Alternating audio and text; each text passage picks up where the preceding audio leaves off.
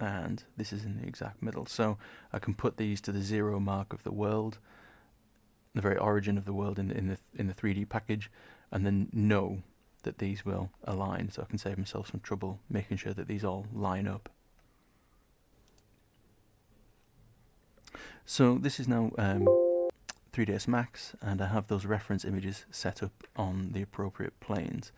So planes have been created and gone into the world with the images on, so when I'm modelling, obviously I can kind of see through into this. There's a degree of personal preference here, I suppose. So I've got the kind of the left view and the right view back to back. I also have it so that when I look through the back of these, the back face is cold, so I'm only dealing with one at once. And I like to sort of animate these so that they can be moved out of the way. So rather than just hide them entirely, if I have my model here, I can, move it out of the way and compare it easily. They're also frozen, so I can't accidentally select them, because once I've set them up, I'm happy with them. So I'll only be able to select the model that I'm actually making.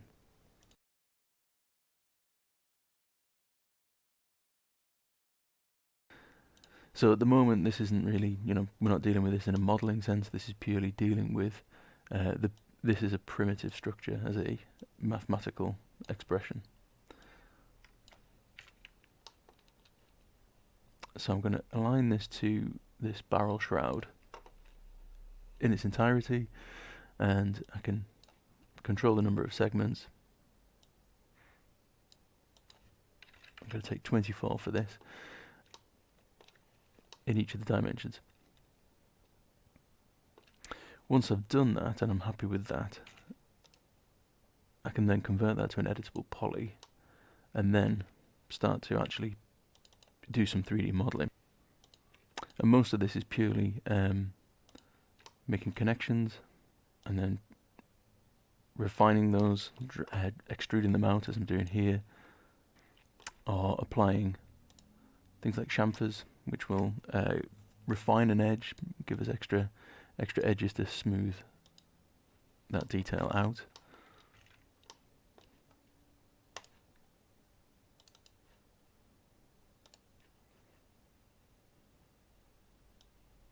Now that we have this connect here, and we can select these faces separately,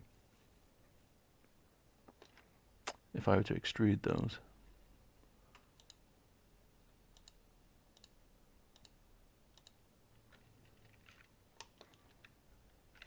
make it a bit invisible so I can see.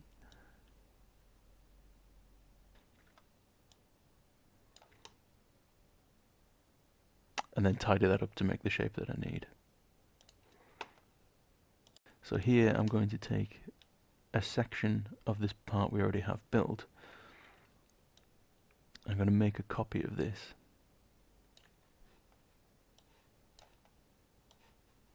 As an element of the mesh we already have. And I'm going to use this to construct this part. Again, I'm going to select from what I already have, copy it,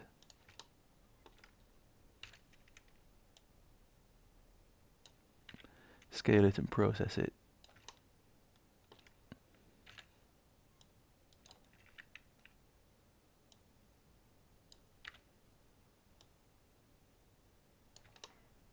Until I feel I've got roughly what it is that I'm after. To connect these on these edges, back onto the body, we'll need a similar structure here for them to join onto. So upon shaping that sort of receiver part, now if I ask for 5 connections, they will adhere to the overall shape that is there, so it'll place these evenly. And so if you have nice even geometric shapes, the placement of the edges will be nice and even as well. And then it's simply a case of selecting these and using the bridge tool to create the geometry in between. And so pretty quickly we've got some semblance of the design, and one of the trickier parts is taken care of, and probably the handle is the other sort of difficult part, which we'll address next. So for this, I'm going to do a similar thing again and drag out these faces, but this time align them so that they make this delta shape that we see. I'm just going to go around selecting each of the loops and scaling them so that they give or take, or as close as I can, they fit my design. In each of the views, I'm just going to scale it in one axis. And in the top view, I'm scaling it in the y-axis, so it's front to back. And I don't have access to that in the front view. And doing them separately like this means that I get a cleaner result. With that cylinder shaped in both the top and the front view, we can go around and assess it, and yeah, happy enough with that. And at that point, we can add it onto the body. So I just need to use an attach function, which makes it two separate elements of the same object. It adds it to the same 3D object. And I just need to remove any geometry at the end. So now I've got two borders, which I can bridge together.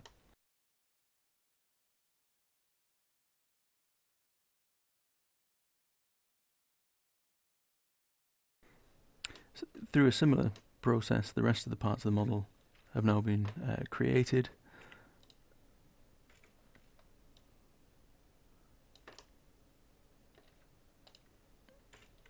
And we can compare it to the original and just make any final checks. I've jumped ahead a bit and I've put on a checkered material onto our weapon so as to show us our progress through the next stage, which is UV unwrapping.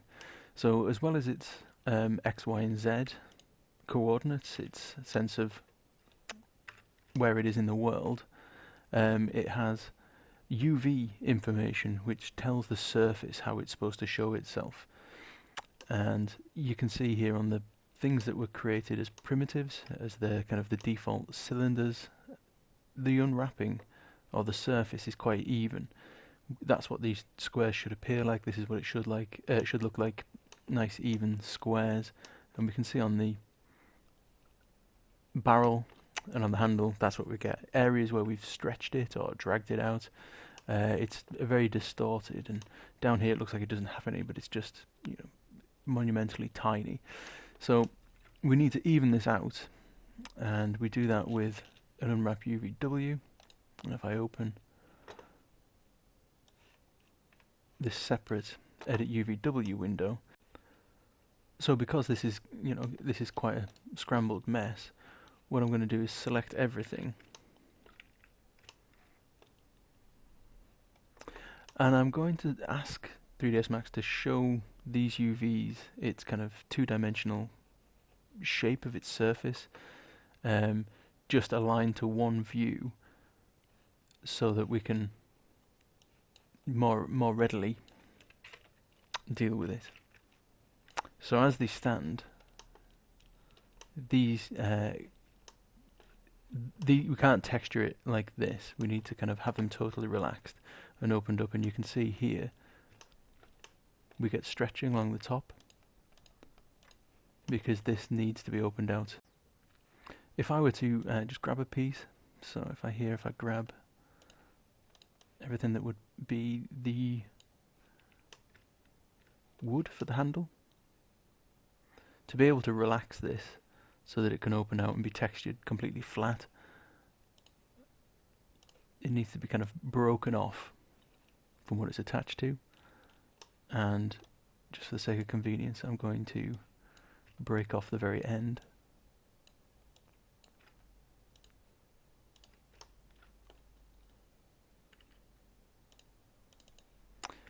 And cut down here breaking it so that it can open up, and hopefully this will be obvious in a second.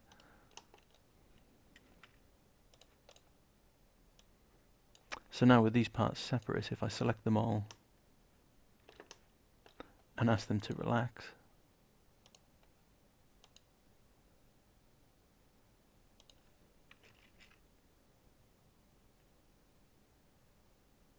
they can open out, so they can be flattened out into a 2D shape. And at this point, without anything overlapping, you can now see how you could be able to texture the surface of the handle. And you can see we don't have any stretching, we don't have any warping or different size pieces. They're all the same.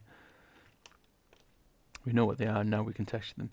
So it's this process for the rest of the model in its entirety. And when you've finished, this is how it looks. So we have all the pieces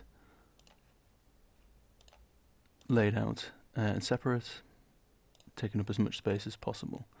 So this will represent our square texture that we'll create for this, and this then is a guide that tells it exactly where each of those pixels goes onto the surface of the model. We want to take up as much space as possible with this UV tile, because if you imagine this is an image that you're using to go onto it, any empty space, as I've got a little bit here, is wasted space. It's pixels that you're not using on your model that otherwise you could be.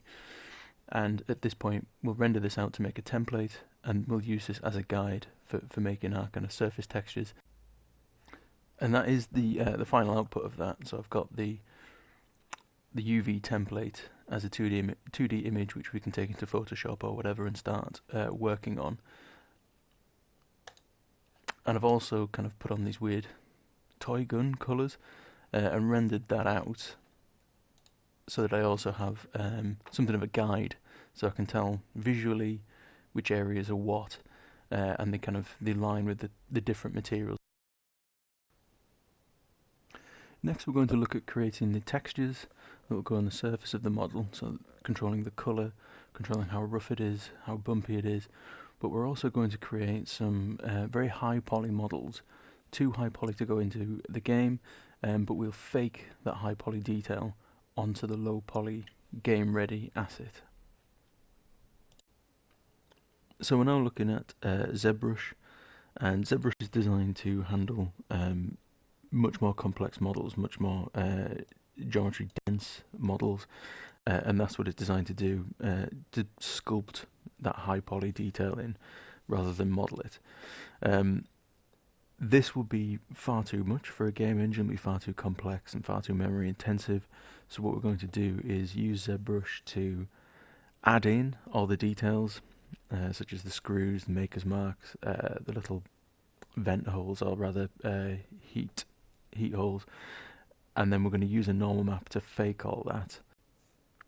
So whereas I am looking to put in some larger detail, such as the holes, I'm mostly looking to really put in finer detail, adding to the surface. So here where I've got a sense of it getting kind of knocked and bashed, and showing where kind of it's taken a bit of punishment on the edges. General kind of wear and tear, but it also helps to differentiate the different areas. So here I'm imagining as milled steel, and this is kind of stamped steel and a bit thinner, so seeing more damage on areas where it's appropriate. So here I'm using ZBrush to create some repeating patterns, this fine detail of this diamond shape I've created. So I've made an alpha, and I'm asking to ZBrush to replicate that across the surface of the model. So again, this is detail that's too fine really to be modelled, or it's not worthwhile modelling this, when we can use a texture to fake that and have a much more efficient model, and we won't really be able to tell the difference between that and the high poly one once we have the texture on it. And so if we look at the two models in 3ds Max, so the low poly one and the high poly one, massively so at this stage, that you can't see the wireframe because it's so dense. When we kind of render this out with our normal map on that fakes the high detail, despite the geometry being, you know, exactly the same and low poly. Now we've faked the little holes, the grooves for the grip, and the little track for the pump itself.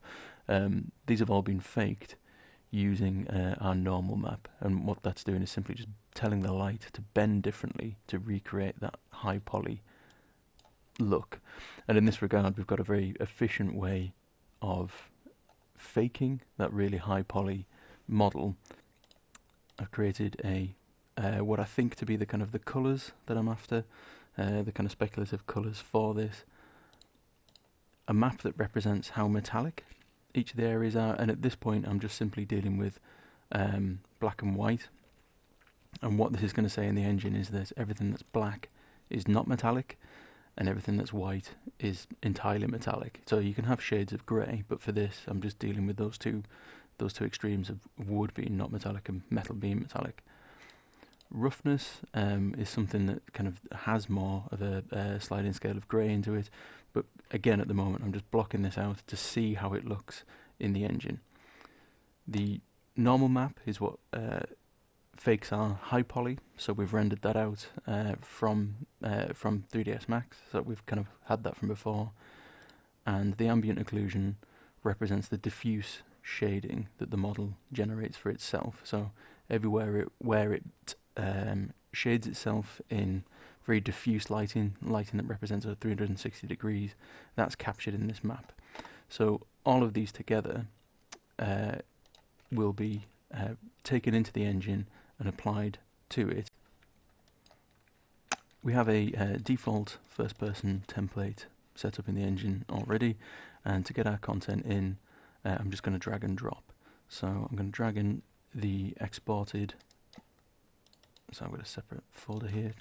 I'm going to drag in the exported model from 3ds Max.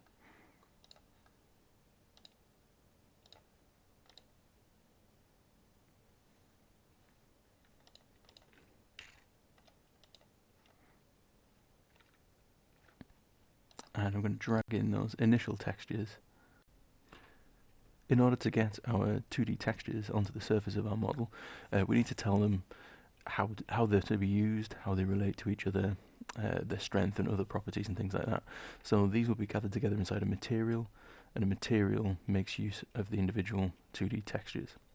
So here I'll take the diffuse, or albedo as it's sometimes known, the kind of the colour value for the surface, create a material from it, and rename it.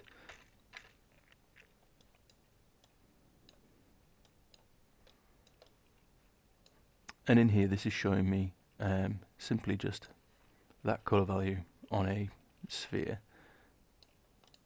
If I have selected our mesh, I can use this as a preview.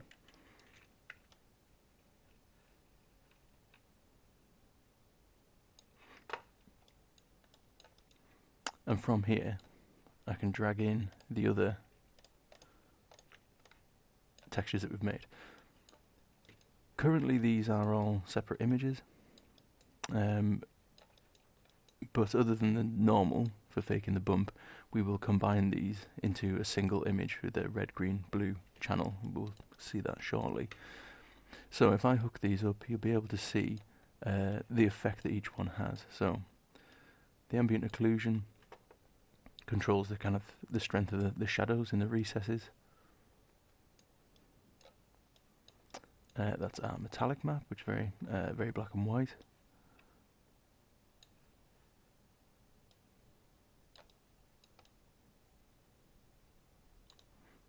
And that starts to give you a sensation of the difference between something that's more plasticky and something that's kind of more metally or metallic.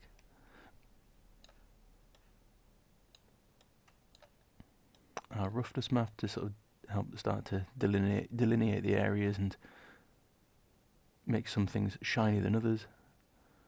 And our normal map, which will replicate the bump.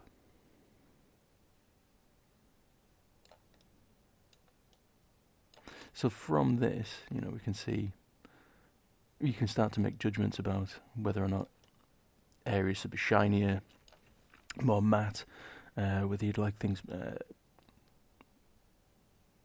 a bit bumpier, or more detail here and there. But you can evaluate the colours, you can evaluate the surface. So from this, we'll then go back to Photoshop to rework our textures, to add in detail and kind of tweak it. And when we save them, we can simply right-click and re-import them. So we've now got more detail in our colour map for our surface, colour map, our diffuse or albedo as it's known, and we've just thrown in some detail and some variation to show scuffs and edges and to help truly delineate the different areas, as well as the colour surface map. We now have those three separate maps, so the roughness, metallic, and the ambient occlusion, the default shading. But they are combined, because they are simply black and white images, we have them combined into one image under the red, green and blue channels. So the red is the kind of that default shading that we had before, that we rendered out from the high poly model. Green is our roughness, our sort of lightened roughness, sort of based on the tweaks that we saw when we were testing it. And blue is our metallic.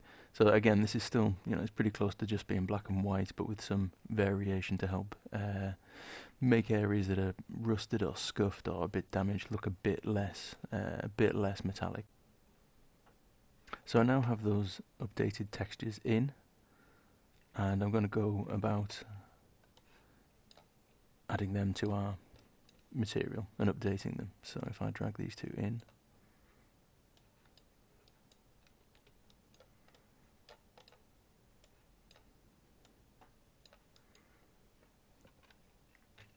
so I'm just alt-clicking to break those connections.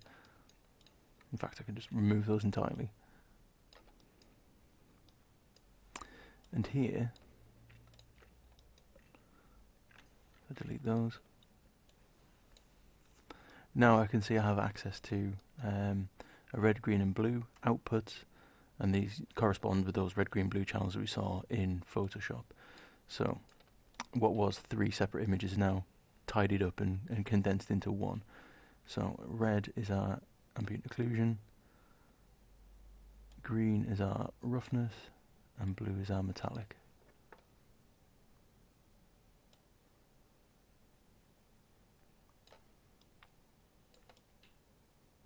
And we can see how we're controlling the reflections in the light across the surface.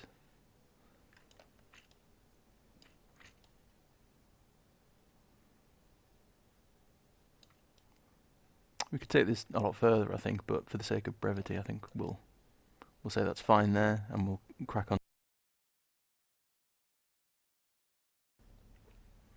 So we have our asset in. It is in effect textured, but if we want to, we can carry on working on that in whatever programs we want, and then just re-import those newer textures and update it in the engine. So in order to get this to be our usable weapon, so at the moment we've got this sort of yellow ball firing sci-fi gun. We could have rigged this, we could have animated this and created entirely our own system, but what we're going to do is simply just piggyback off what's already there. And to do this, I'm just going to look at the blueprint class, the class, the actor that we take charge of when we play the game. So this first person character, if I edit this, I can see I have this section down here for spawning the projectile. So when I fire, we get this kind of sequence of an animation, spawning a particular projectile, this named projectile, this first person projectile, and it plays a sound. So what we're going to do is tweak this. So instead of firing once, this is going to fire about 7 times to represent buckshot. And this is what they refer to as the event graph for this class. So this is all the logic that fires when the game starts.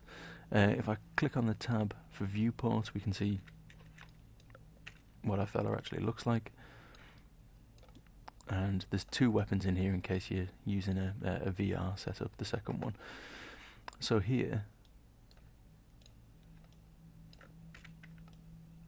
the first person weapon that we use, I'm simply just going to add our weapon onto that. And because I've already got it selected in the browser, it's kind of added it automatically. So I'm just going to align that.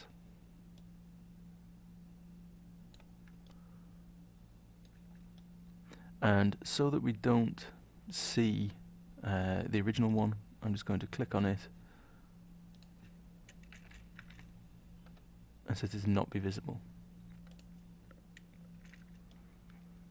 Our weapon, because we're going to see this from the first person view, I'm not too concerned that the way that we've got the hands set up doesn't really marry up with the handle position.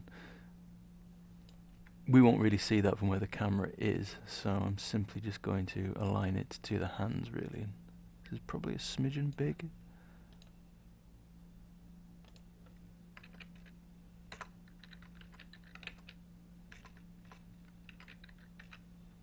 Let's see how that looks.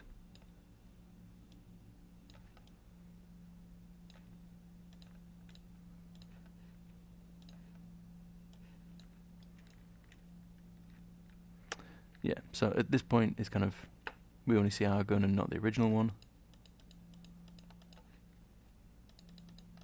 As I say, we're just piggybacking off the animations and etc. that was already there. The projectiles that we fire, I can find those by finding this spawn node that spawns the projectiles, browse to them.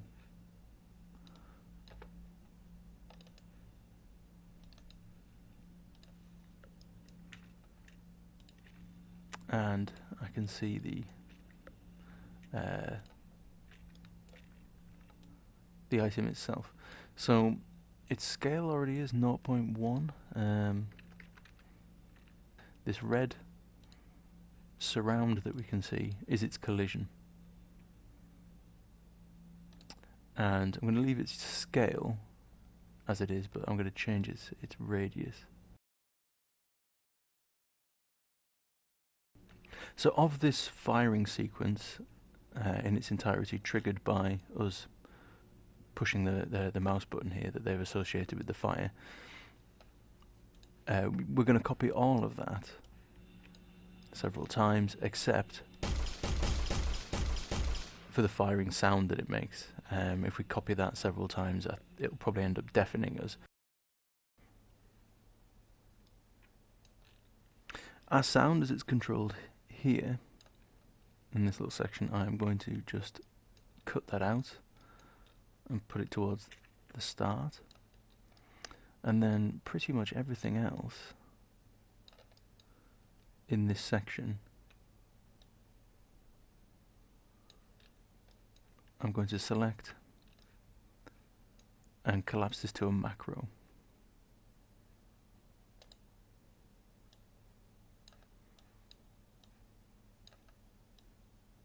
So now if I double click on this, that contains all of that information as it was played before, but now it's as available as a little node that we can use over and over again. So with that all condensed down to a single macro, I'm just going to double check that it still works. So the touch we're not using, but I will just pop that over there, and then I'll reapply our sound.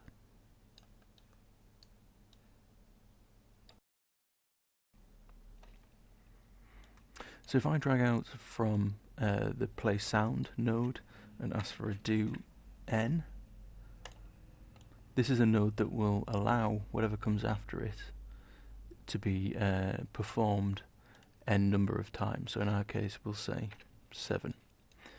So after we've played, press fire, play our sound, do n, it fires a macro, and I can just create a loop for that. Just tidy that up. So once it's left here, it will come back in, and it would just keep going infinitely, but it'll just do it 7 times. When we try to fire again, it probably won't let us at this point. Yeah, it'll play the sound, but it won't fire the bullet, because we need to reset that control for letting 7 through once we've let go of the fire button.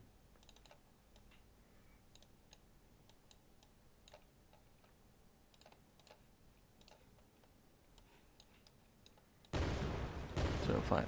So at the moment it's a bit like a hand grenade going off, because all the little pellets, which I've increased slightly just so you can see them more readily, are all reacting to one another. So in order to fix that, if we go into the first person projectile, click on its collision, and under its collision presets I'm going to ask it to ignore projectiles.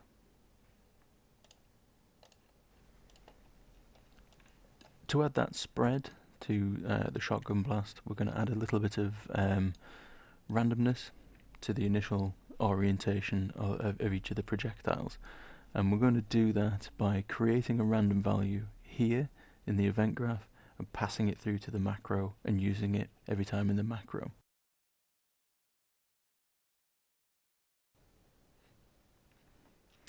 So now each time we fire, we've got some randomness, so somewhere between -7 and +7 being passed through into our firing logic, and we've got a separate one for X, Y and Z.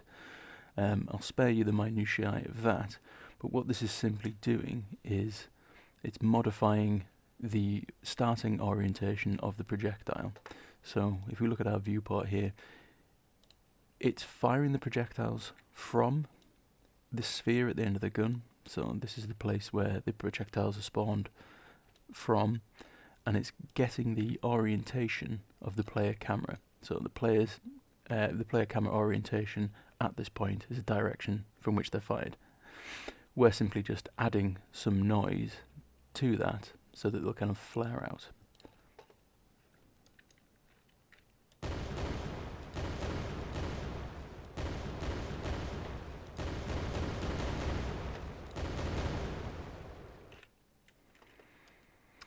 And if we like, we can convert these to named parameters, named variables, sorry. So if I promote this to a variable and call this pellet number and compile that, I can see that it's retained that value that I had before of 7, but now it's listed as one of its default variables. So not only can I find it readily, but if I make children of this class, they will also inherit this and be able to modify it. So you can use this as an archetype to make different feeling children classes quite easily.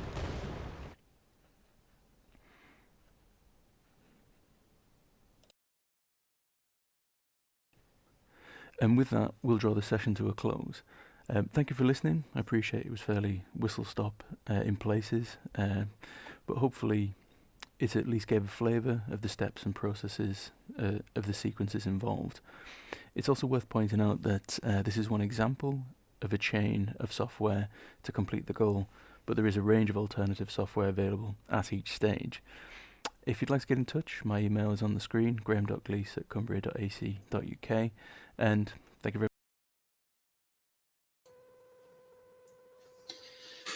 Okay, thank you very much, Graham, for that session. I don't know if anybody's got any questions. If you want to pop those into the chat box just whilst we wrap up for the session. I can see a couple of questions that have come in about sharing this video after today's session. I will chat with Graham and get back to you on that, and hopefully we will be able to circulate the link around with Graham's permission. So I will come back to you on that, because I know that was a question that was asked a couple of times just then. I can't see any further questions. Obviously, we're in really challenging times at the moment. The UCAS deadline has been extended. So if anybody is thinking of applying to university to start in September 2021, and you are maybe perhaps struggling with your application, writing your personal statement, maybe you're a little bit concerned around preparing for a university interview and portfolios, then obviously we can help with that as well.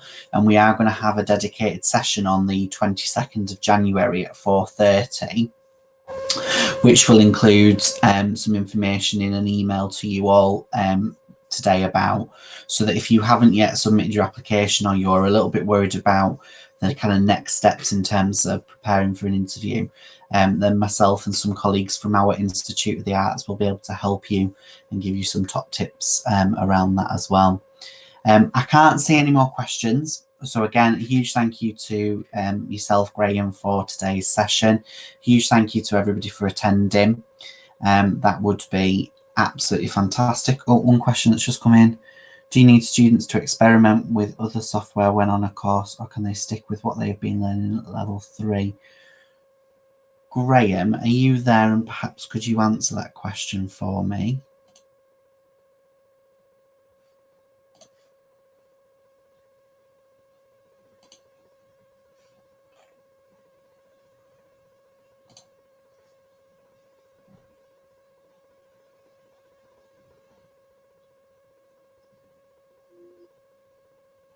I think he might be typing his answer.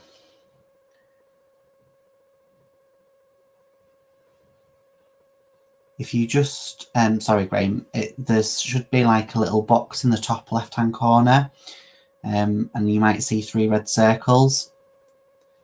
That should hopefully give you access to turn your microphone on.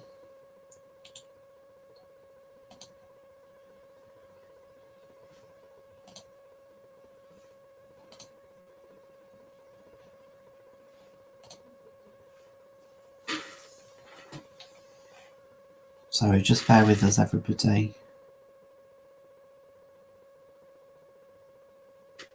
Don't know if you know, he's going to type the response to that question. So yeah, we've got that bespoke session where we can offer support with application and interview support on the 22nd of January, and you'll obviously receive the link to book onto that. So that if you are in that position and you're a little bit unsure or you're a little bit nervous and you want some further support, then we can obviously help you with that more than as much as we can. If anybody else has got any questions, just while we're waiting for Graham's response to this question, then obviously please pop them in the chat box, and we'll try and come to it as quickly as possible.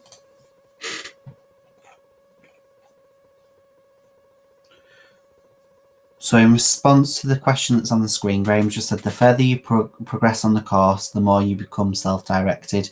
We use whatever the industry standard software is for years 1 and 2. Then in your final year, you can experiment more. So I'm hoping that answers your question there. But we can certainly put yourself and Graham in touch as well if you wanted to discuss that a little bit more and you had any further questions around that. I can't see any more questions, so we will just sign off for today.